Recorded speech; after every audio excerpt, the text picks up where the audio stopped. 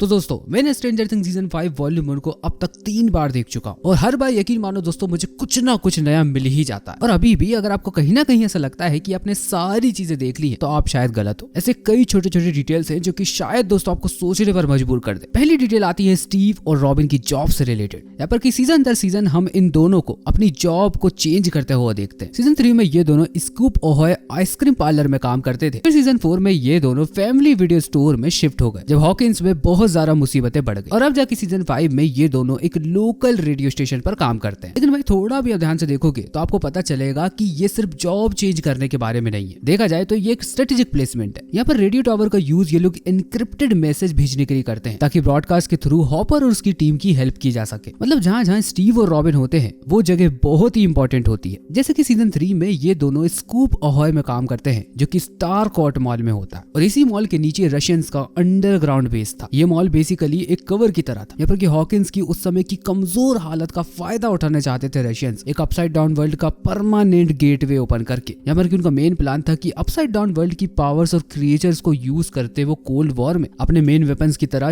US के खिलाफ। यहाँ पर कि दोस्तों उन्होंने स्टार कोट इंडस्ट्री को एक शेल कंपनी की तरह बनाया था। अगर रशियंस की ये वाली साजिश कामयाब हो जाती तो पूरे हॉकिंस में रशियंस नाचती। इवन सीजन 4 में फैमिली वीडियो स्टोर का यूज किया गया था वैकना को ट्रैक करने के लिए। सीधी बात भाई, दो भाई दोनों तो भाई ये यूं ही कोई चीज को सीरीज में नहीं करते। यहाँ पर दोस्तों ट्रेलर में हमने एक सीन भी देखा था कि उस टावर के आसपास एक बहुत बड़ा बवंडर बन रहा था और ये सीन हमको कहीं भी वॉल्यूम 1 में नहीं दिखा। तो पिछली 2 जगहों की तरह वैकना का कनेक्शन इस जगह से भी कहीं ना कहीं निकलने वाला है। भाई साहब इस डिटेल ने तो मेरे होश उड़ा दिए। विल वायर्स को किडनैप किया गया था 6 नवंबर 1983 को। हॉली विलर को किडनैप किया गया था 3 नवंबर 1987 को। दोनों को नवंबर के महीने में किडनैप किया गया था और इन दोनों को किडनैप करने वाला भी सेम क्रिएचर डेमोगॉर्गन। लेकिन भाई ये बात जानकर हमारे होश उड़ जाते हैं कि दैट्स नॉट अ कोइंसिडेंस। ये बात जानकर आपको और भी शौक लगने वाला है कि वैकना जानबूझकर नवंबर का महीना सेलेक्ट करता था क्योंकि यही वो महीना है जब upside down world real world dimension के बीच जो एक बॉर्डर है वो नवंबर के महीने में और भी ज्यादा पतली हो जाती है। हेलोवीन के बाद जहाँ पर कि अंधकार जब अपनी चरम सीमा पर होता है, इसी समय वो बच्चों को उठाकर अपने लिए वेसल्स बनाता है। इन सब से दोस्तों एक बात तो समझ में जाती है कि वैकना का प्लान बहुत ही रिपीटेटिव और बहुत ही साइक्लिकल है। एपिसोड 2 में नैन्सी और माइक हॉस्पिटल में बात कर रहे होते हैं, तभी बैकग्राउंड में twinkle in a time book धीरे से अपीयर होती है। इस बुक के अपीयर होने के पीछे एक बहुत बड़ा रीजन है। इस बुक की स्टोरी में एक मेन विलन होता है जो कि इसी तरीके से बच्चों को उठाता है। उसके बाद भी सेम इसी तरीके से टेलीपैथी पावर होती है और जिस तरीके से अपसाइड डाउन वर्ल्ड का राजा है वैकना, उसी तरीके से कैमेजोर्स प्लेनेट का राजा हुआ करता था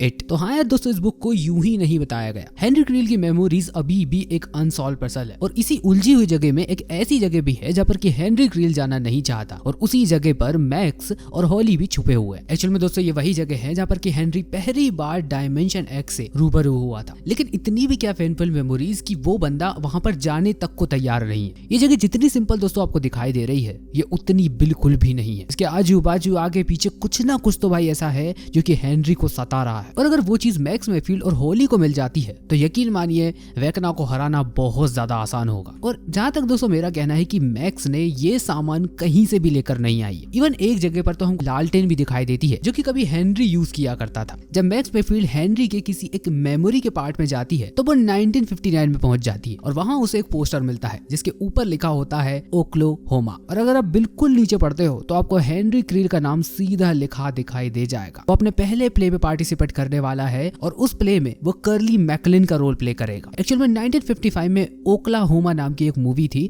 जिसमें कि वो हैंडसम था, वो काउबॉय था और वो गाने भी गाता था। तो हाँ यार दोस्तों, हो सकता है कि आने वाले समय में हमको हेनरी क्रील का वो प्ले भी देखने को मिले। दिमाग के किसी कोने में अगर मैक्स मैफील्ड को उसकी वो याद दिखती है तो हमको भी भाई वो जरूर देखने को मिलेगी। हॉपर ने हमेशा ही 11 को एल किडो कहकर ही बुलाया है।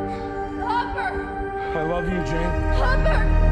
लेकिन वॉल्यूम 1 में उसने पहली बार जेन आई लव यू बोला। यकीन मानो दोस्तों आपने नोटिस नहीं किया लेकिन ये बहुत ही पावरफुल मूवमेंट था क्योंकि हॉपर फाइनली ये एक्सेप्ट करने लगा है कि 11 एक कंप्लीट आइडेंटिटी है। जेन वो नाम है जो कि उसकी बायोलॉजिकल मदर ने उसको दिया था। हॉपर 11 का असली नाम लेकर उसके अंदर की ह्यूमैनिटी दर्शा रहा। एक्चुअल में हॉपर 11 को ये तब कहता है जब वो अपनी जान दांव पर लगाने जा रहा होता है। ये उसका एक फाइनल गुड बाय होता है जो कि ये बताता है कि वो 11 के ऊपर कितना ज्यादा नाज करता है। एक सुपर हीरो की तरह नहीं बल्कि उसकी खुद की बेटी की तरह। तरह। सीजन 4 का वेक्ना अगर आप थोड़ा ध्यान से देखोगे तो आपको बहुत सारे चेंजेस देखने को मिलने वाले। पहले वो साइकिक विजन्स के थ्रू अटैक करता था जो कि कहीं से भी इजी नहीं था, पर वॉल्यूम 1 में भाई वो पूरे तरीके से बदल गया है। डेमोडॉक्स उसके परफेक्ट सोल्जर्स बन चुके हैं, पर कि प्रॉपर वो एक इको सिस्टम को फॉलो करते हैं कि डेमोडॉक्स प्रॉपर बच्चे डिलीवर करके देंगे, उसके बाद वो उनको वेसल बनाएगा और अपने आप को और स्ट्रॉन्ग बनाएगा। इतने दिन से भाई ये सारे के सारे लोग सोच रहे थे कि वेक्ना अपसाइड डाउन वर्ल्ड में कहीं ना कहीं छुपा हुआ है, लेकिन भाई ऐसा कुछ भी नहीं है। वो इतने दिनों से डायमेंशन एक्स में था। जी हाँ, वही डायमेंशन जहाँ पर कि माइंड फ्रेयर रहता है। मेरा तो भाई ये भी मानना है कि वेक्ना ने कंप्लीटली माइंड फ्रेयर को अपने कब्जे में ले लिया है, या फिर जस्ट इसका उल्टा भी हो सकता है। आपने दोस्तों एक चीज नोटिस की होगी कि डस्टिन हमेशा हेल फायर क्लब की टी शर्ट पहने हुए होता है। आप सबको ये नॉर्मल लग रहा होगा, लेकिन ये नॉर्मल बिल्कुल भी नहीं है। वो धीरे धीरे कर खुद को एडी मेंसन बनाता जा रहा है। यहाँ पर कि दोस्तों आपको पहले भी बताया कि एडी ने सीजन 4 में एक हीरोइक सेक्रीफाइस किया था डेमो बैट से लड़कर, पर हॉकिंस ने उसको विलन बना दिया। डस्टिन का हेयर स्टाइल पूरे तरीके से एडी वाला हो चुका है। उसके कर्ली और जंगली बाल। शो के मेकर्स एडी को तो नहीं ला सकते थे, लेकिन डस्टिन के अंदर एडी को जरूर भेज सकते थे। उसका हर एक एक्शन आपको अब जाकर अजीब लगेगा। एक हंसता खेलता बोलता हुआ बच्चा अब पूरे तरीके से सीरियस बंदे में तब्दील हो चुका है। शो में कई बार हम एडी का प्यार उसके लिए देख सकते हैं, भले ही वो एंडी की गैंग से ही भिड़ना क्यों ना हो। एपिसोड 1 से ही दोस्तों हमको हिंट मिलना चालू हो जाता है कि हॉपर अपनी जान दांव पर लगाने को तैयार है अगर जरूरत पड़ी तो। पर शायद दोस्तों आपने एक सीन मिस कर दिया हो जहाँ पर कि हॉपर एक जगह से कुछ एक्सप्लोसिव निकाल रहा है। इन्हीं एक्सप्लोसिव का यूज कर वो 11 की जान बचाने वाला था। सब सोचते हैं कि वेक्ना ही 11 की सबसे बड़ी कमजोरी है, पर वॉल्यूम 1 में दोस्तों हमको ये पता चलता है कि एक्चुअली सोनिक वेव्स 11 को